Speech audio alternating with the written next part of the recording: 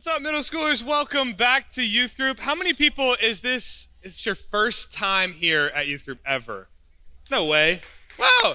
Hey, look at somebody with their hand raised and everybody at the same time, 1, 2, 3, say welcome. 1, 2, 3. Welcome to youth group. I don't know how many of you are telling the truth though, because some of you raised your hand and I could have sworn I've seen you here before. But if this is actually your first time, my name is Larry and we are in our second week of our series, Persuaded Perspective. We're going to be walking through the book of 1 John.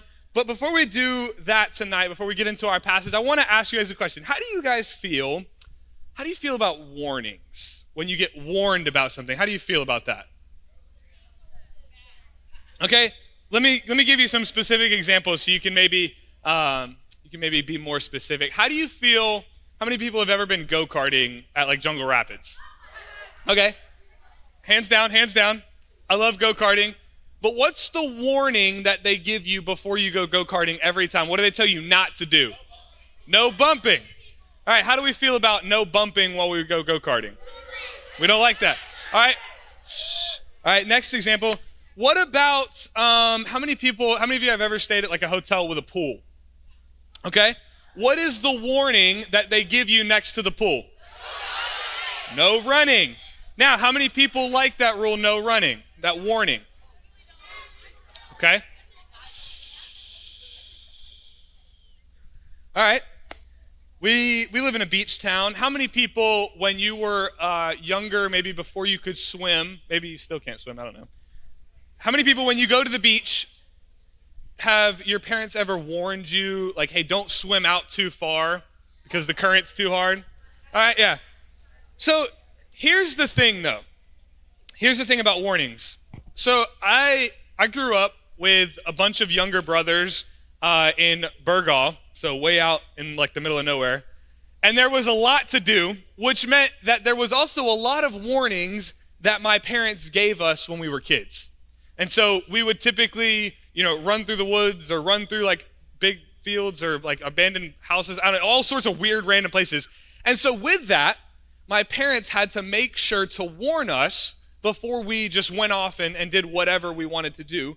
And there's a question that we always ask when we receive a warning. And if you're a parent or an adult and you've ever given out warnings, then you know this question really well. And if you've ever received warnings, then you know this question well because you've asked it a lot. And it's a really short question. And it's a one-word question. Why? You see, whenever we receive these warnings, whether it be to not bump go-karts with other people or not swim out too far or not put our hand on the stove or whatever other warnings you receive, we always want to ask the question, why? Why am I being told? Because I just did a little social experiment with you all. Hold on. Just a little social experiment with you all. And I think the reason we feel the way that we feel about warnings is because we think that when people are giving us warnings, they're trying to keep us from having fun, aren't they? We think that the warnings are going to restrict us and they're not going to let us experience all of the fun and the excitement and the enjoyment. And so we ask that question, why? Why am I getting this warning? What are you trying to keep me from? And I think that when we receive warnings in the Bible, and we're going to look at one of those warnings tonight, I think we have the tendency to ask the same question. Why? What is the reason for this warning? And so I want us to look at 1 John chapter 2, starting in verse 15. Here is the warning that we receive. Do not love the world or the things in the world. If anyone loves the world, the love of the Father is not in him. For everything in the world, the lust of the flesh, the lust of the eyes, and the pride in one's possessions is not from the Father, but is from the world. And the world with its lust is passing away, but the one who does the will of God remains forever. This is what we're going to be looking at tonight. And we're going to see right at the front, this is the warning that John is writing to us. He says this, do not love the world or the things of the world. This is John's warning to us. Now, when I was a kid, like I told you, my parents would give us a lot of warnings, and I would ask that famous one-word question, why? Now, if your parents are anything like mine, they responded with something like, because I told you so. Because I said so, that's why you have to heed this warning. And now, my parents didn't always do that. Sometimes they were gracious enough and kind enough to say, hey, here's why we're giving you this warning. Now, because God is God and we are not, we can read this, and if God were to say, don't love the world because I said so, because I'm telling you so, that would have been okay. That would have been enough. But God, in his kindness, in his word, tells us a couple of reasons why he's giving us this warning. Because he cares enough about us, he's not just going to give us a warning, but he's going to tell us why. And so here's the first reason John tells us why. The first reason is that the world, we cannot love the world and love God. This is the first reason he's like, hey, don't love the world because you can't love both. And he actually helps us out a little bit here. He doesn't just say don't love the world, but he actually defines for us what the world is, what he's talking about. He says it's these three things: the lust of the flesh, the lust of the eyes, and the pride in one's possessions. And so I want to explain these three things because I think sometimes we can read this and we can get a little bit confused. And so here's what these three things mean. These are the world, things that we're not supposed to love. The first, he says, the lust of the flesh. Now, the way that we can think about this is these are just desires that we think will make us feel good. That word feel is really important in this one. We think that if we chase after certain desires, certain lusts, then those things are going to make us feel good. And so that's what he means when he says the lust of the flesh. But then he says the lust of the eyes, because it's not just that we chase after things that we think will make us feel good, but we chase after things that look good. You guys ever read in Genesis chapter 3, right? The story where Eve eats the apple. If you read, there's a verse in there where it says that it was because the apple was a delight to look at, because it was desirable to her eyes. And so there's things in the world, things that we can see that we desire, lust of the eyes. And then this last one, I don't really think we need much explanation for, but it's possessions, material things, right? Things like cars and houses and money, right? Those are possessions that we want, desires for physical things that we then make idols and we worship. And so when John says don't love the world, this is what he's talking about. And the point that he makes, we read in 15 and 16 of 1 John chapter 2. Do not love the world or the things of the world. If anyone loves the world, so those things, the love of the Father is not in him. For everything in the world, right, the three things that we just listed, the things that we chase after for feelings or because they look nice or because they're a possession, those things are not from the Father, but are from the world. You see, we talked about this last week. We can't love, we can't pursue, we can't worship those things and try to worship God and love godly things too. Because remember, our hearts are sinful, are wicked, and so if we try to love both of those things, eventually we're going to push away the love for the godly things, and we're going to do what? We're going to replace that with a love for the worldly things. We can't do both. And so here's a couple of questions that I want you to think about. You can write them down and think about your answers, and then if you choose to go to small group later, I would encourage you to answer these with your group. The first, have you seen a love for the world push out your love for God? How have you seen this desire, this chasing after either the feelings or the jealousy because you see other people have them, or possessions? How have you seen a love for those things push out your love for God? How have you seen yourself prioritize those chases, those pursuits? And then what is your greatest temptation of those three things? As John tells us not to love the world, where do you feel like you fall the most? Is it chasing after things that feel good for your flesh? Is it chasing after and trying to look at one thing after another that's enticing? Or is it chasing after possessions? Do you just want to have more shoes or more things or nicer things than other people? Where is your greatest temptation? And so how have you seen a love for the world push out a love for God? And where's your greatest temptations? Is it feelings? Is it jealousy? Is it possessions? And so think about those things. John warns us and he says, hey, this is the first reason. This is the first reason you should not love the world, because you can't love both the world and God. But then he gives us a second reason. And I think this is actually the convincing one for me. When I read this, the world doesn't last. John says in the beginning part of verse 17, and the world with its lust, all of those things, right? The pride of the eyes, the lust of the eyes, the lust of the flesh, the possessions, none of that's going to last. He says the world with its lust is passing away. We talked about this in our series last month in Psalm 1. Remember the chaff, the things, the dust that just gets blown away? That's what's going to happen to the world and all of the things. You see, when I was younger, I had a really sweet grandma. I love her so much. If you're watching this, she always watches our YouTube videos. Love you, Grandma. She was really sweet. And my grandma was so sweet, and she was really good at giving gifts. But every year, my grandma, because she didn't have a lot of money, she would buy us shoes. But she would always buy fake shoes. They looked like the real ones. Honestly, if you walked by me in the hallway in middle school, you wouldn't have been able to tell. But here's the problem with those shoes. My grandma had to keep buying them over and over and over again because they weren't the real thing, and so they didn't last as long. And so you find that if you just buy the real ones, you actually end up saving money because you don't have to keep replacing things. And you find that it's not just with shoes that this is the case either, right?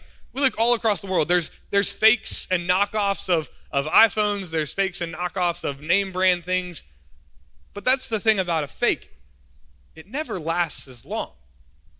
And that's the warning that John's telling us here is the world, while it acts as a fake God and a fake idol that we worship and we love, you see, just like fakes in the world today, the world's not going to last. The world's going to waste away. And so here's some questions that I want us to think about in light of this second reason that John gives us. Do you prefer things that last or fade away quickly? Just think about that. In all of your life, if you had the choice to get things that you never had to replace, that always were there, that kept their value, would you choose those things or would you choose things that fade away quickly, that tear up quickly? Which one would you choose if you had the choice in everything? And then think about this. How does the truth that the world won't last change your perspective? How does the truth that maybe the things that you've been chasing, the lust of the flesh or the eyes or the possessions, how does it feel knowing that those things are going to fade away? How does it feel knowing that the things that you've been chasing after and desiring eventually are going to waste away? How does that change your perspective and change the way that you live now? Because here's the truth. The world wants to persuade you and get you to believe that all of those things are going to last forever. That if you chase after every desire of your flesh and everything that you see that's enticing and every possession, right, that we see all these celebrities acquire, if we can just get that, it's never going to go away from me. And the world wants to convince you of that. But here's the thing. The world's trying to deceive you, and that's the difference, you see, between being persuaded to truth and deceived into thinking a lie. Persuading into the truth is being told the truth and being convinced that that's the thing that I want to follow, but being deceived is presenting a lie as the truth. And that's what the world does. Right? We find things that make us feel good, but eventually those things don't make us feel good. You see, the things that worked for a little while, we then have to chase after a new thing. And then when that thing doesn't make us feel good, we have to chase after another thing, and another thing, and another thing, right? Maybe for a while it's your friends. Maybe for a while it's a girlfriend or a certain social status or a position on a team, right? We chase after all these things, but eventually those things don't make us feel good, and so we have to replace them. And so those don't last, right? The same things that you saw 10 years ago, 5 years ago, probably even 2 weeks ago that you saw as enticing and desirable, we don't really want those things anymore because the lust of the eyes changes and it fades and it shifts, right? Things that were valuable 10 years ago, 5 years ago, a month ago, they lose their value. They fade away. And we end up being deceived into thinking that all of those things, right, the eyes, the possessions, the feelings, are worth our worship, our love, but they're not. But you see, John doesn't just give us a warning. He doesn't just say, hey, don't go down this road. because it's fading away, but he actually gives us an invitation to experience something better. This is what he says at the end of verse 17. He says, "And the world with its lust is passing away, but the one who does the will of God remains forever." See, John doesn't just want us to know that we shouldn't love the world. He's not just warning us against that, but he's inviting us into loving God. He's inviting us into loving the one who will never fade away, who will always be. You see, he's inviting and encouraging us to walk down a path that doesn't fall off a cliff, but that lasts forever and is better. You see, if we love the world, if we love all those things, we become like that we worship, like that which we worship. So if you love the world and you love the things that pass away, what's going to happen to you? You're going to pass away too. But if we do the will of God, which is to receive the good news of Jesus, that God loved us so much that he sent his one and only Son, that whoever believes in him shall what? Live forever. Shall not fade away, but will live forever. You see, that's what that warning is for. He's warning us so that we don't walk down a path that fades away, but he's telling us that so that we can walk down a path that lasts forever. And so if you've been chasing after worldly things, if you've been chasing after those things that don't last, I want to encourage you that there's a better option for you, middle schooler. You can chase after Jesus who lasts forever, and who not only lasts forever, but wants to offer you that same blessing. He wants you to remain in him. We're going to talk about that at Unplugged, what it means to remain in Jesus here. But you see, Jesus is thinking well beyond what the world is thinking and what the world wants to convince you and persuade you and deceive you into looking at just this life alone. No, John and Jesus, they're looking at something greater. They're looking at eternity. And so as you think about those things, what is it that you're chasing that's going to last forever? And how can you shift your perspective to chasing after Jesus, worshiping Jesus, believing in Jesus? Like I said, God sent his only Son for you so that you don't have to worry about fading away and chasing things that aren't worth anything. But he sent his Son so that you can remain in him and live forever. Let me pray for you, middle schoolers, before our high schoolers come in. God, I thank you so much for these middle schoolers. God, I thank you that each one of them was created with a purpose. And Father, I pray that tonight, if they came into this space not knowing that purpose, they would leave with an understanding that you have called them to bigger and better things than pursuing this world. Father, I pray that you would, through the truth of your gospel, persuade their perspective to see eternity. And I pray that as they do that, they would drop the temptation, they would drop the desire and the chasing after worldly things that will pass away. And I pray that they would chase after you as they receive the gospel and are transformed by your Spirit. Father, we pray all of this in Jesus' name. Amen.